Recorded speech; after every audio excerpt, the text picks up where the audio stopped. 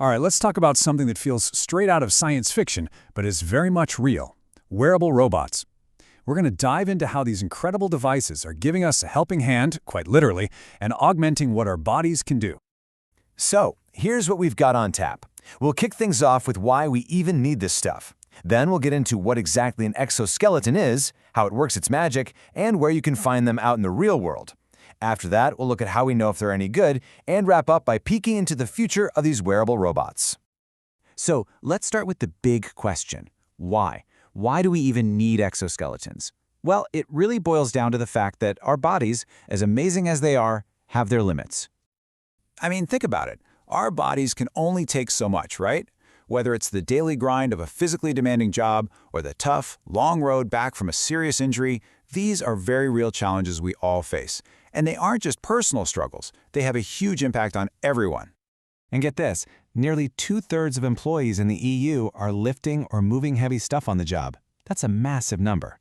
All that strain adds up, leading to what are called musculoskeletal disorders, or MSDs. And these aren't just minor aches. They're the #1 work-related health issue out there, costing a fortune in medical bills and lost work time. It's a huge problem. Okay, so that brings us to a really cool potential solution. And it's not about replacing people, but giving them a powerful partner, the exoskeleton. So what is it? Put simply, it's a robot you can wear. It's like an external skeleton that works with your muscles and bones, giving you extra support and strength. It moves when you move, making things easier, or in some cases, making movement possible again. Now, this is a super important point to get right because people mix this up all the time. An exoskeleton is a collaborator. It assists a limb you already have. A prosthetic is a replacement. It takes the place of a limb that's missing. One helps, the other replaces. Big difference. And they're not all the same either. You've got a few main flavors. You have passive ones, which are all mechanical, no motors, no batteries, just clever springs that store and release energy to help you out.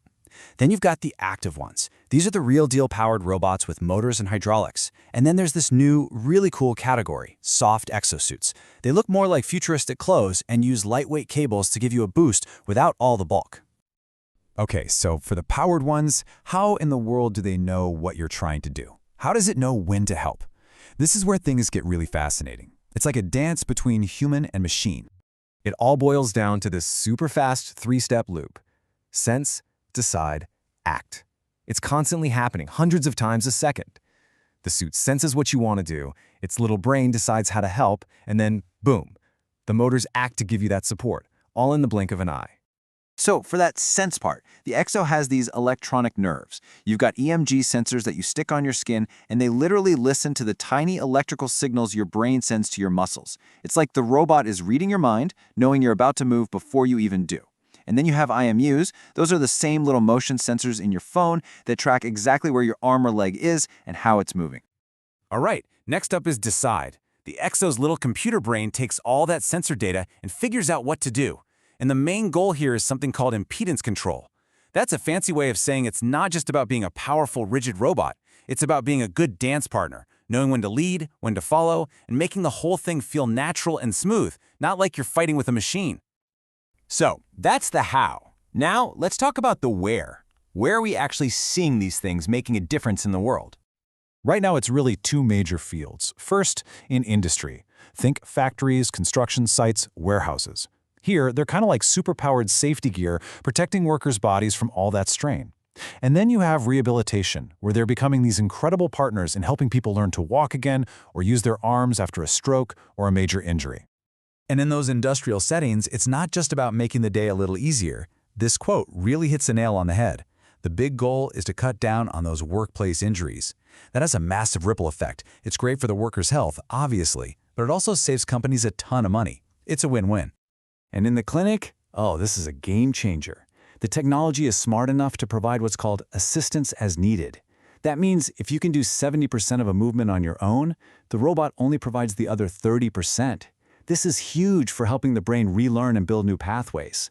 Plus, a therapist can get a patient to do hundreds of perfect repetitions, something that would be physically impossible to do by hand. Okay, this all sounds great, but how do we actually know if they're working? How do we grade them? What does an A+ on an exoskeleton's report card even look like? Well, researchers look at it from two angles. You've got the hard data, the objective stuff. They'll measure muscle activity, how much oxygen you're using, the forces on your body, all the numbers. But then there's the other side of the coin, which is just as important, the subjective side. They ask the user directly, how did that feel? Was it a pain to use? Was it comfortable? Because if the user hates it, the numbers don't matter. So, on the data side, one of the biggest things they look for is a drop in muscle activity. You can see it right here. For back support exos, studies show they can cut down on the work your lower back muscles have to do by anywhere from 10 to over 35%. That's cold, hard proof that the device is actually doing its job and taking on some of that load. And on the how does it feel side, they use standardized tests like the system usability scale. Basically, anything over 68 is pretty good. This one rehab robot, the ExoFlex, scored over an 80. That's in the excellent range. So it tells us not just that the tech works, but that the people using it actually liked it and found it easy to work with. That's a huge win. So, what's next? Where do we go from here? Let's take a look at the future. You know, the biggest hurdles left aren't just about making the tech better. They're about making it more human.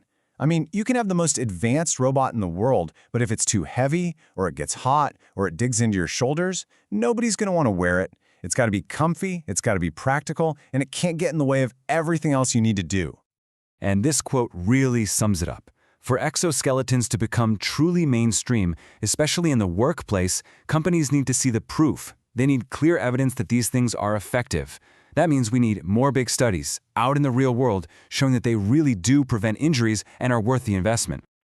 So, that leaves us with a pretty big question to chew on. As these wearable robots get smarter, lighter, and more connected to our own bodies, where does that line between human and machine even begin? It really makes you think about what it means to be human and how technology might change that in the years to come.